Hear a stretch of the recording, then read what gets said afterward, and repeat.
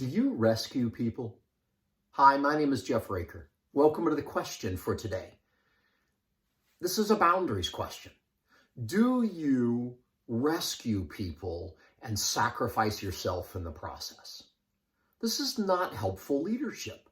When people make decisions that aren't helpful or good, don't rescue them from them. Make them accountable for them. You don't have to be mean about it. Accountability is not a negative word.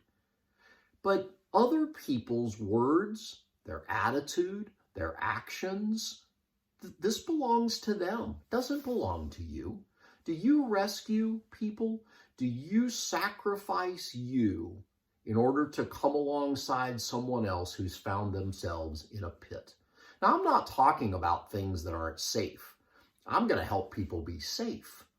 You should too. There are things that you and I do and say. There are things that other people do and say that they are accountable for. Don't rescue. The accountability is you are responsible for the words. Own them. The boundary is they're yours and not mine. Rescuing is not leadership. Where are you rescuing people? And you need to stop. Level up your leadership with this question for today.